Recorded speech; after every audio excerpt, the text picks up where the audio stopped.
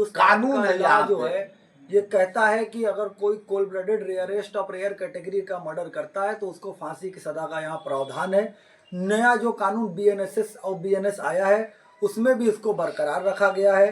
तो law prevail करेगा और लॉ ये कहता है कि रेयरेस्ट ऑफ रेयर कैटेगरी का कोई मामला है जिसमें जज या मजिस्ट्रेट ये पाता है कि ये रेयरेस्ट ऑफ रेयर कैटेगरी का मामला है, ये बहुत ही ब्रूटल है, ये नॉर्मल मर्डर नहीं है, तो वो तो उसमें फांसी की सजा का प्रावधान है और इसमें लॉ का पालन करते हुए जज साहब ने फांसी की सजा सुनाई है। अब इसमें अभियुक्त के पास बहुत सारे अधिकार हैं।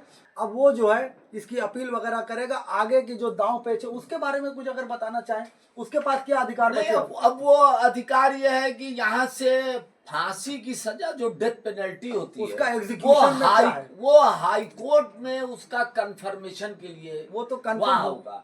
तो जब हाई कोर्ट से कंफर्म हो जाएगी उसके बाद ही फांसी होगी। एक बात। दूसरी बात कि इस जजमेंट के खिलाफ कन्विक्शन के एक्यूज हाई कोर्ट में अपील कर सकता है, तो वो अपील कर सकता है और अगर अपील जब तक पेंडिंग रहेगी तो उसको फांसी नहीं होगी।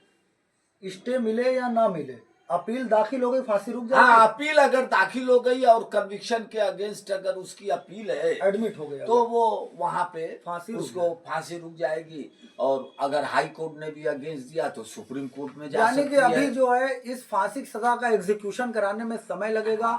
अक्यूज के पास बहुत सारे अधिकार हैं, वो हाई कोर्ट जा सकता है, उसके बाद सुप्रीम कोर्ट जा सकता है, फिर राष्ट्रपति के पास मर्सी पिटिशन भी लगा सकता है। मर्सी पिटिशन भी लगा सकता है। और इन सब कानूनी दांवपेच के बाद अगर उसके खिलाफ सारी चीजें रहती है तो फिर विधि सम्मत तरीके से उसको फांसी की सजा सुनाई जाएगी। और एक बार फिर से मैं अपने सीनियर अधिवक्ता, वरिष्ठ अधिवक्ता जनाब तनवीर अहमद सिद्दीकी साहब को मुबारकबाद देता हूँ। बहुत धन्यवाद। धन्यवाद।